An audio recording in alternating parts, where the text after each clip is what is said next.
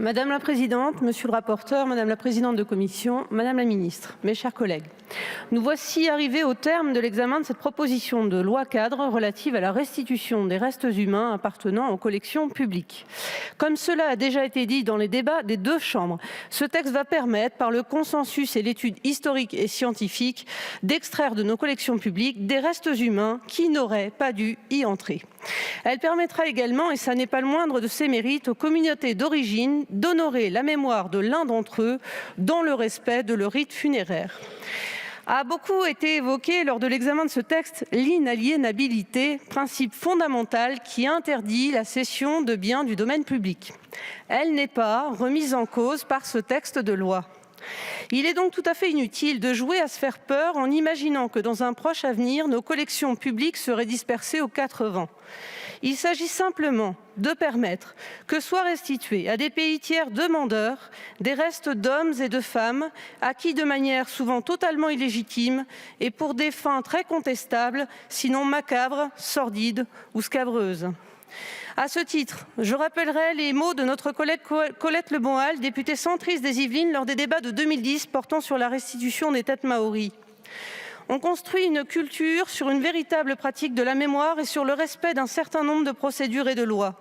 Il est donc regrettable que la France, pays des droits de l'homme, fasse exception en la matière, moins par opposition de fond à la restitution de ces têtes humaines momifiées que pour des raisons de forme, liées au statut juridique de ce qui est aujourd'hui encore considéré comme un bien culturel avant d'être traité comme un reste humain. Les mots de Valérie Fournéron, députée socialiste de Rouen, lors de ces mêmes débats, sont aussi éclairants. Ce texte ouvre-t-il la boîte de Pandore? Il faut tordre le cou une bonne fois pour toutes au fantasme du vortex des restitutions aspirant les collections des musées occidentaux.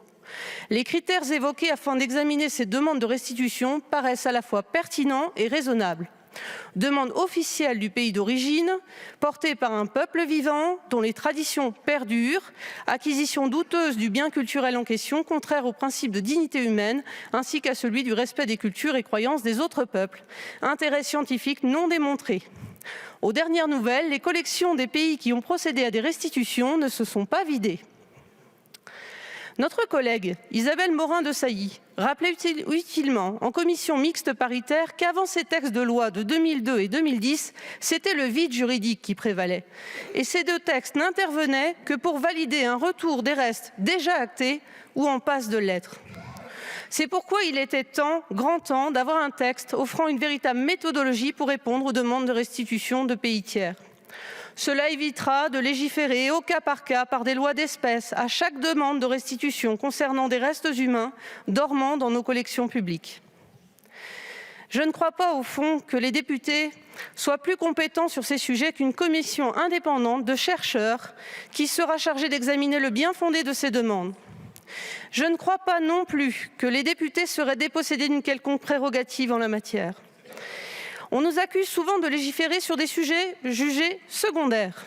Avons-nous forcément à légiférer sur un sujet majeur, certes, mais politiquement très sensible, qui sera parfaitement traité par une commission scientifique et historique, indépendante et apolitique?